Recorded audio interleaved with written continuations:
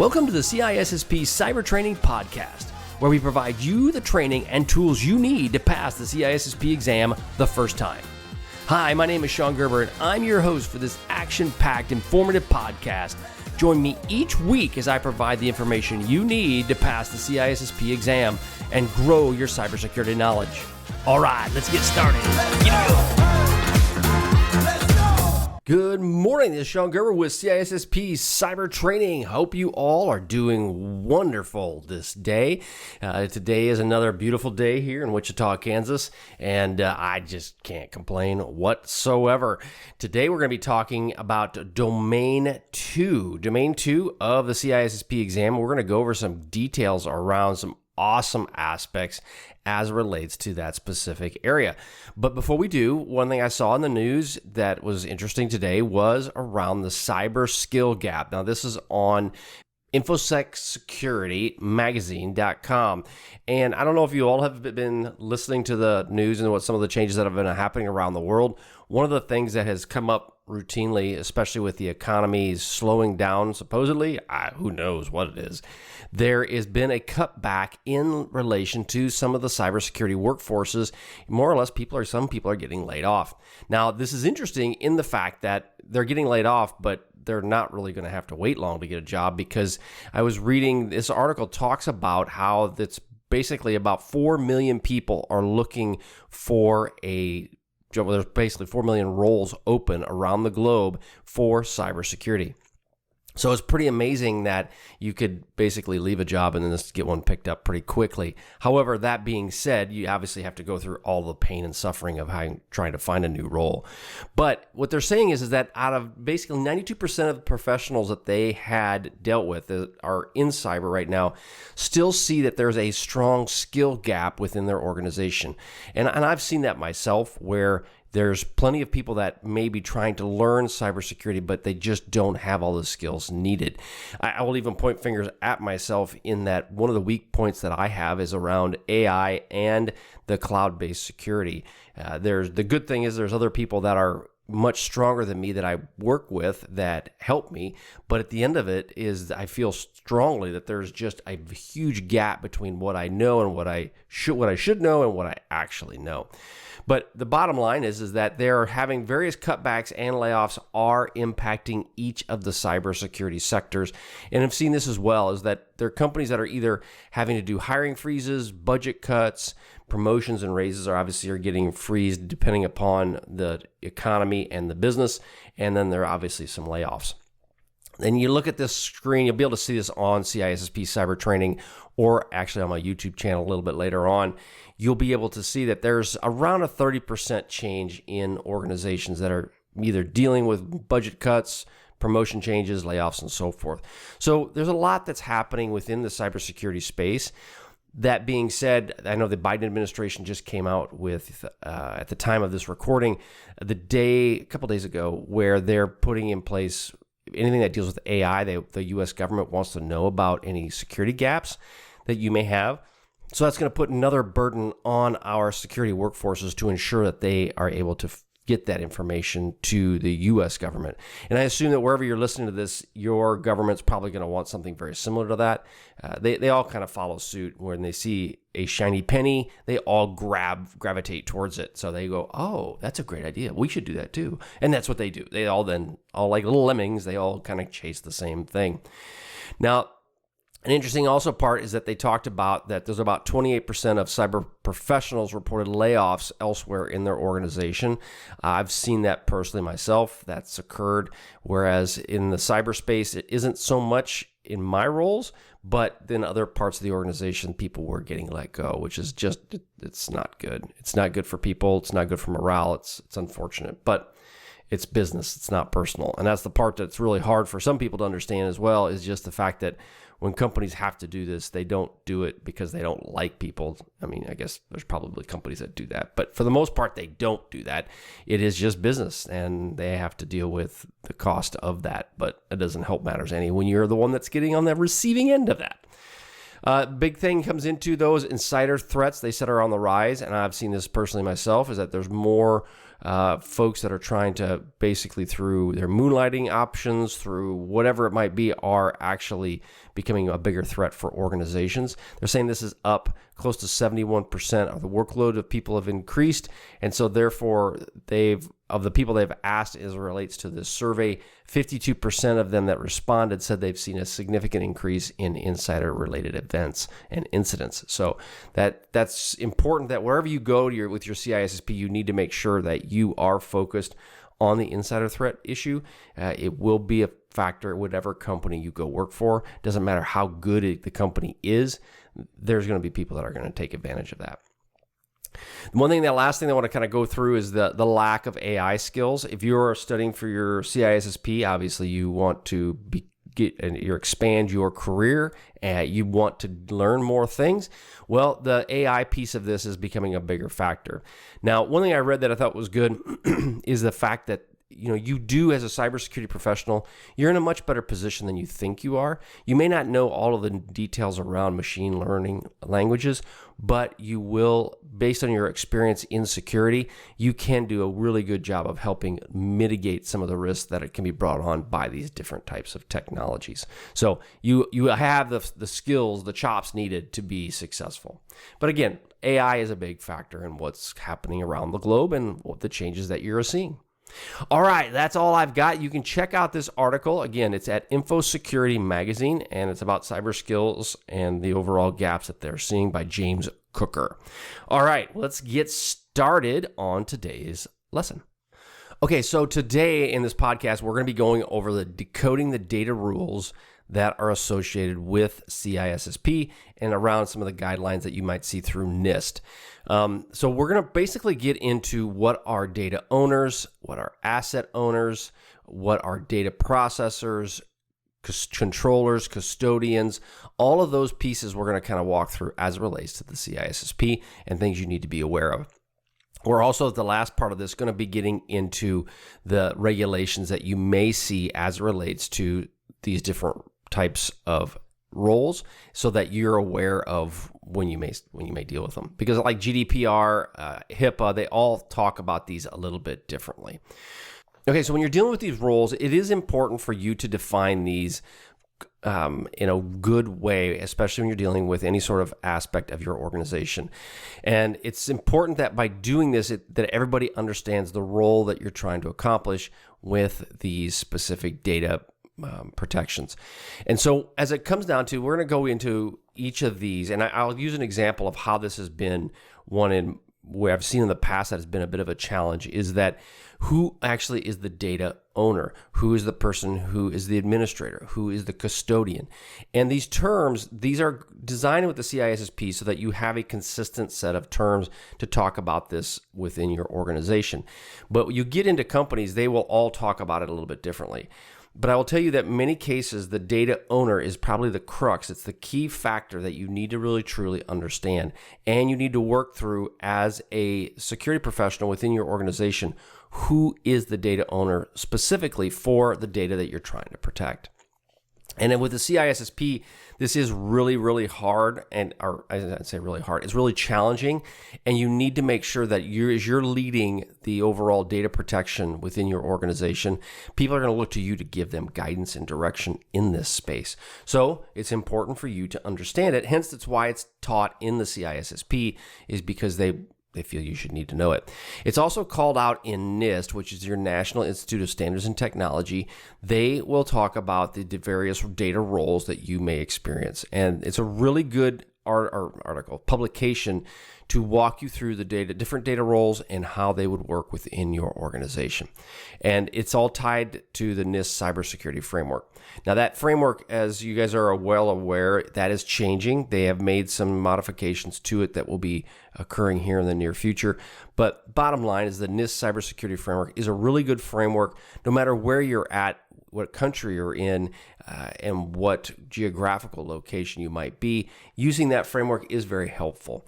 Now, there's many other frameworks out there that you can use, but I feel we kind of come back to this one mainly because the CISSP works very diligently to in the NIST space. They do talk about the other frameworks that are available, but the primary one that is focused is the NIST Cybersecurity Framework, or 853. Okay, so we're going to get into the data owner. That's the first one we're going to start with. And I talked about just a little bit in the preamble of this. The data owner is probably one of the most important roles that I have dealt with personally as it relates to the CISSP, but also for my data protection environments. So as your data role, this is usually someone that's high ranked within your organization. Typically, I've seen it where the CEO or the owner is the actual data owner themselves. They may delegate this responsibility to other people, such as department heads or managers within your organization, but it should be somebody very high up in your company that will understand the data itself, how important the data is, what does the data provide, and so forth. Now, the responsibility around this person is they will determine how sensitive this specific data is, and they will help you in determining the confidentiality, integrity, and availability requirements of this specific data. Now, what you're going to have to do when you talk about data with this person is you're also going to have to help them understand where is this data stored, because you may end up having a different protection mechanism of this data depending upon its location. And what I mean by that is it in a SaaS environment? Is it going to be within your business environment? Is it going to be in your manufacturing environment? Those are areas you're going to have to be aware of when you go and talk to this person, whoever this person might be. They need to have the approving access or the approving authority for determining what happens with this data itself. So this is a problem I've seen time and again, is that there is no real defined data owner, and therefore when you need decisions made around its protection, there's nobody there to actually prove it, because nobody knows that they have the decision rights to do that specific challenge. So it's important for you as a security professional to make sure that you define this right out of the get-go, right out of the beginning. Who is this data owner? Now, this also aligns with what the NIST Cybersecurity Framework talks about, how identifying and protecting is an important factor in that framework. And by defining who this data owner is, you can identify and also protect the functions specifically defined as data classification and the control mechanisms that are defined around this specific person as well. Now, we're going to get into some key responsibilities of a data owner. And you may see this when you're in your CISSP. You may get the question of what is the most important role that this person does, or what is one of the key responsibilities that this person may do. So here are some key responsibilities of this data owner. Now, keep in mind, as I tantalize you, right, that I'm going to dig deeper, but then I stop and I wait. Oh no, not yet. No, the thing is that you want to make sure that as you're taking the CISSP exam, many of these responsibilities that I'm going to talk about with the data owners, the asset owners, and so forth, they're very similar. So you need to use a constructive thought process as you're reading these questions to really understand what they're asking for. So the key responsibility of a data owner is, one, obviously the classification of the data, understanding how to define the data's classification from a sensitivity, confidentiality, and potential business impact to the organization. So right, as an example, it could be where they determine if it's public, internal, top secret, secret. They're the person or persons, it may even be a committee that make that decision, but they're the ones that will do that. They also will help you with access controls. They help set the permissions and the sharing protocols for the data. As an example, if you're sharing data outside your organization, they may be the ones that help you to determine what should be shared and what should not be shared. Lifecycle management, they determine the life cycle of when the data is created, how long is the data saved, and then the deletion aspects around the data, how long it should be retained. They are the people that will help with the overall lifecycle management of it. They also will ensure that there's some regular auditing and monitoring of the data. Now, you may end up dealing with the data owner. They may not realize they should do this. You, as a security professional, may need to come to them saying, hey, we need to look at this aspect or this application, and we need to audit it to ensure that the data is properly protected. They would then give the go ahead to go do that. And then regulatory compliance. Their responsibility is to ensure that the management they comply with all the laws and the regulations tied to the protection of this information. Now, this information could be proprietary information like intellectual property, or it could be individuals' personal data.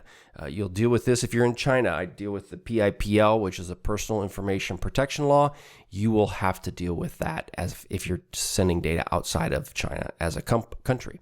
So it will be the data owner's responsibility to ensure that this meets this requirement. Now, to keep in mind, they may end up looking to you as that person. You may become the de facto data owner, and just keep in mind that is not your role. You need to have someone defined to specifically do that. Asset owners.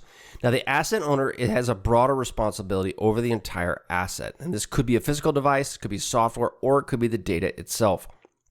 Now, their responsibility is to maintain the overall asset inventory.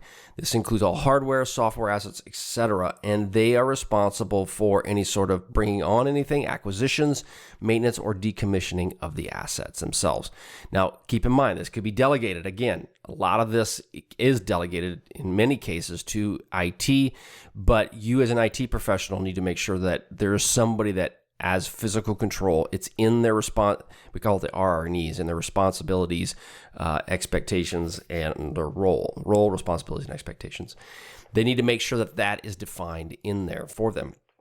But again, it should be defined to one specific person. It should not be to the IT person unless you're an IT organization. It needs to be someone within the business. This is tied well into NIST and how it works. There's also as it relates to the asset owners, this is mainly concerned with the identify aspects of the cybersecurity framework. So when you're dealing with the data owner or the asset owner, this is where it falls specifically with identify. Now, the key responsibilities of asset owners, obviously identification and inventory, knowing what you have within your organization. This could be hardware, software, again, data assets as well. The classification and labeling. Now, this person may work very closely with the overall data owner to understand the classification, but their purpose is to ensure that it is implemented in a way that the data owner may wish. Now, the data owner and the asset owner may be the same person. It just depends. They could be different.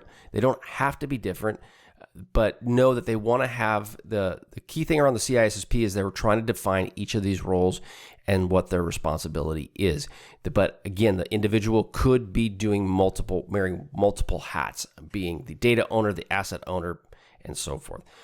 The asset owner's responsibility is around the documentation. You need to make sure that all the information is documented, where the asset is, to include potential custodians and secondary custodians. They also conduct risk assessments and they implement risk mitigation strategies for the specific assets themselves. They can be tied into lifecycle management, similar as the data owner. Again, they could be one and the same, but they want this specifically broken out.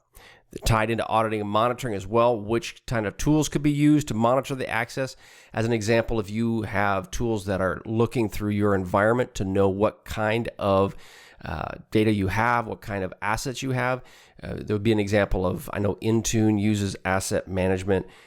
As the asset owner, it may be your responsibility to ensure that you keep this tool up and operational and using it to determine your assets within your organization.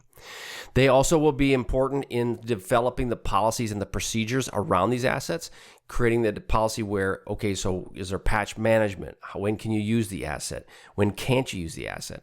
Those are the types of individuals that would then help develop and craft that overall policy for your organization. Data processors. Now, data processors, this is usually a third-party organization. It can be in-house, but in many cases, it's a third-party company that was responsible for the manipulation of the data in various business processes. This calls out a lot in GDPR. They want data processors involved, but they're responsible for the overall data itself and the processing of it and the shipment of it as well. Many of their activities are in line with legal and regulatory requirements, and they will have that kind of expectation for the role. When you're dealing with the NIST Cybersecurity Framework, this is relevant to the protect and respond functions as it relates to the CIA triad. So as you're talking about NIST, again, if they ask questions of how is the data protection, or I should say the data processor tied to the overall NIST cybersecurity framework, it would be under protect and respond. Now, their key responsibilities of the data processor would be obviously processing the data on behalf of the controller. They execute specific functions such as storage, encryption or analytics taken for the specific data itself. They are responsible for security measures to ensure that they safeguard the data during the processing phases of this. And they also are reliant upon the compliance and documentation piece to ensure that the controller's instructions are properly followed and that they're in compliance with the legal requirements that may be defined by that specific controller. And this may be you keep logs, you may keep audit trails and so forth, but this person is responsible for that. Any sort of data breach as it relates to the data itself, they would be the person that would contact the data controller. Now keep in mind the processor and the controller could be the same person, once again, but they wanted to define each of these specific roles so that you knew what the processor did, you knew what the controller did, and so forth. And then they could deal with also due diligence around the contractual reviews that you may see related to the overall data processing. Now, data controllers, these are people that determine the purpose and the means for data processing activities that may occur. Now, typically the data controllers are within, like say, within a company. You'll have a controller who their responsibility is to know what data should be processed. They will then send that to a processing third party, and that processing third party will manage the data and basically process it. Now, again, like I said before, you can have the controller and the processor as the same person within your organization. It just depends how you've defined that role. But in many large companies, the controller and the processor will be different. The detailed responsibilities around a controller is, again, data collection methods, how will the data be collected, and then any privacy laws that they have to follow and maintain. The controller will be tied to those specifically. When you're dealing with the cybersecurity framework itself, this aligns, the controller aligns with the identify and protect functions similar to the processor. Now, the key to responsibilities, obviously, of the data controllers we talked about earlier, they are the data protection methods and privacy compliance. They're also determines the purpose and means, and they decide how and why the data processing activities are occurring. They'll determine the overall purpose of the collection, such as market research, customer service improvement, and so forth. We talked about the privacy. They will be ensuring that they has privacy by design. It's a term that you'll hear again, and you probably will read it in your CISSP exam, is privacy by design. And that approach is to development of all new systems that are being created. You develop them with the privacy in mind and ready to go. Again, compliance, they will ensure that they follow it as it relates to GDPR and CCPA, and then the data subject rights as well of what is a data subject and what is their right for access, what is their right to collect and delete their data.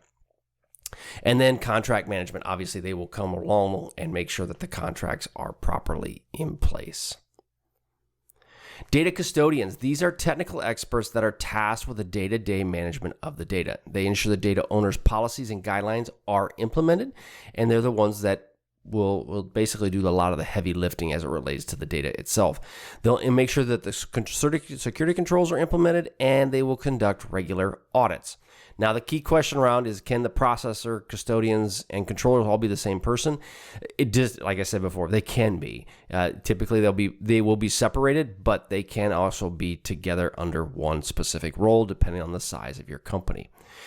Now, as it relates to the framework itself, the NIST Cybersecurity Framework, the custodians are the folks that implement. They do the implementation part of the phase, and they put everything into practice. Some of their responsibilities will fall around data storage and backup, data security, access management, compliance, data maintenance, and then also retrieval and recovery. So they have a lot of different responsibilities that go into this. So from the point of ensuring that backups are done, they're available for people to use. The overall security is in place around encrypting of the data, and then they ensure that the patches and updates are done as well. Now, what is an administrator? An administrator, these are individuals with special access permissions that are responsible for the technical health of the system itself. So you have the administrator who can make sure that the systems are up and operational. They ensure patches are updated. They may work with the overall data custodians to ensure that this is done. They also have access control management. They will make sure that only authorized people can access these systems, and they will be the ones that will provide those roles to them. Now, some key responsibilities around administrators you may run into would be the system configuration, user management, monitoring and auditing, software management, and then resource allocation. And what do all those mean? Well, when you're dealing with system configuration, it could be configuring the system settings and network that ensures that you have proper software that's installed. They may do that for you. They may be the ones that set up all the new users within your organization. You may have an automated system that does that for you, but this person would then ensure that that automated system is actually meeting the requirements that you want. They will ensure that there's auditing and the logs are done, and there's auditing and monitoring that are set up, and then as well as the resource allocation to ensure that they have the proper systems that can ensure that these systems are running correctly. So as an example, if you have it in AWS, you would ensure that the systems that are being housing or managing this data, that they have the proper CPU, the proper computing power to allow that to occur. They also would be somebody within the incident response place of you're dealing with an administrator. They would be tied into incident response and how you would deal with an overall security incident if it would to occur within your organization. Now we're going to get into users and subjects. These are end users who interact with a system and the data, but do not have a role in defining how the data is protected or processed. Now their overall responsibility, obviously the user or the person that is doing this, is they must adhere to the organization's acceptable use policy, which basically means what is acceptable use for this data itself. And as a security professional, you should have an acceptable use policy in place. So it's important that as the user, they follow these. Now, this could be down to responsibilities would be around authentication and authorization. They ensure that they're doing the right thing as it relates to passwords, smart cards, any of that specific logon information. They are properly handle the data and disseminate the data. They're not sending this information. If you have a policy that says do not send information that's business related outside of our organization, they're not doing that. They will take the awareness and training pieces, and this is important that they do have regular security awareness training and phishing tests. And then also they should be tied into the incident reporting that's available to them. They're also report any usage. If there's any issues that they are having problems with, they would be the ones that would manage that and would also report it to you.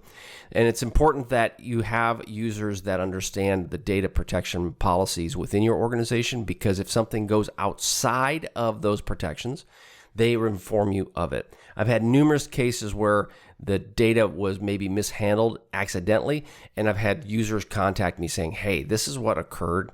What do you recommend? And I've had to go through and help them with that situation. So the bottom line is that users, you need to be able to ensure that they understand their responsibility as it relates to the protection of the overall data itself. Now, I'm going to quickly go over some of the regulations you may see as it relates to data protections. And one thing to keep in mind is you can see more of this information at CISSPcybertraining.com, or you'll be able to see it on YouTube as well. But bottom line is that we're just going to quickly go over some of the regulations that would be tied to the overall data owner, the overall data roles that you may see within your organization. Obviously, GDPR deals with data controllers, data processors, and data owners. We talked about the data controller and the processors. It is their responsibility to ensure that there's lawful collection and processing of the data as it relates to GDPR. The owner's responsibilities, they must approve and monitor the data collection that's occurring, and you're going to need to understand that within the CISSP, that to help you understand what are the best security measures to put in place in the overall protection of the data. As you're right in the United States, there's the Health Insurance Portability and Accountability Act. This is one thing where you will have to, as a CISSP, this is where the data owners and the data custodians are an important factor. They will deal with the classification of healthcare data, and the custodians is responsible for maintaining and securing of the data. Those are called out specifically within HIPAA itself. There's FISMA, which is the Federal Information Security Management Act. This is where asset owners and administrators are the key factors within that, and that's in the United States as well. They're responsible for inventory and the security controls of federal information systems. And this is a big factor, especially as relate to the CMMC, which is your Cybersecurity Management Maturity Certification. That is a key factor with understanding what are the overall asset owners and the administrator roles. SOX, this is Sarbanes-Oxley. This is another one that's in the United States, and you will see that within the CISSP. They may reference SOX. It deals primarily with the overall financial sector, and it deals with business practices, including data handling and the transparent and correct reporting. This would be tied to business and mission owners. So folks that own the business themselves, their responsibility are tied to specifically with SOX. PCI DSS, the financial industry as well. This is a global thing, not just in the United States. And it calls out data owners and data custodians. These data owners, they must classify the cardholder data, and the custodians must ensure that it is secured and managed. So PCI DSS is a global standard as it relates to credit cards, and you will deal with it wherever you go. California Consumer Privacy Act, this is in California, but it does have broader impacts overall. It does have the responsibilities where the data owners and the users and subjects are a key factor in the CCPA. The data owners must provide transparency of the data, and obviously the users and the subjects have the right to opt out of the data being stored on them. Very similar to GDPR in the fact that you have the right to be forgotten. But the CCPA is one that it's in the United States and it's in California, but it does, in the United States at least, other states will look to California for guidance on how they do business, and other countries may look to this as well on how they want to protect their citizens. The Children's Online Privacy Protection Act, COPPA, this is for kids, obviously protecting kids online, and it's in the United States. But when I give you the United States different acts, many countries are looking to this to use it as well. I mean, there's no reason to reinvent the wheel. So they will use some of these acts that are defined in the United States when they define their own. I've seen that in China, and I've seen it in Europe as well. They all kind of share from each other. But this has specific roles around the guidance for data collection, especially for children under the age of 13. And so as a CISSP, you need to understand COPPA and ensure that you do have compliance to that within your organization. And the last one is PDPA, which is one I hadn't really heard of until I kind of dug a little bit deeper into this. This is in Singapore. This is relates to the protection of personal data against unauthorized access or risks. This is where the data custodians and the data owners would be a big factor within PDPA. You will need to understand, not necessarily that it may not pull up the Singapore regulation, which I think you're going to see in future CISSP exams, more of these global regulations because there's just more of them coming online. But it's important for you to be aware that if you get the Personal Data Protection Act, if you get that question and it's about in Singapore, you need to be able to, as a CISSP, understand. You may not know that act itself, but you need to understand what would you think it would be asking for. And obviously, Personal Data Protection Act would be dealing with personal data, which then will allow you to think of, okay, so how do I best protect that? And what are they actually looking for in the question? Okay, that is all I've got for you today. Hey, head on over to CISSPcybertraining.com. There's some great stuff out there for you. I'm actually looking to be making some changes to the offerings I have. I'm going to get a little bit more personal. I've had so much demand for some different areas that it's actually overwhelming me, and to the point of I'm actually going to limit some of my access that I have to both to myself and provide a little bit more content for you all to be able to study for the CISSP. Going to take it to the next level where we're going to help you with your CISSP or your cyber career and going to provide you some guidance around that. But it'd be very, very specialized, very niche, very specific people. And I'm only going to be offering a few of these coaching and cybersecurity mentorship programs every year. They're going to be very limited on what I can do just because of my time, and I want to be able to give whoever I'm working with the most amount of time I possibly can. So stay tuned. You'll see some more things coming around that. That's coming here very, very quickly. I should have that here within the next couple weeks, and you will be seeing some more on that. All right, hope you have a wonderful day, and I wish you the best with your CISSP studying and your CISSP testing, and it's awesome. You're going to get it done. I have no question about it, and we'll catch you on the flip side. See ya.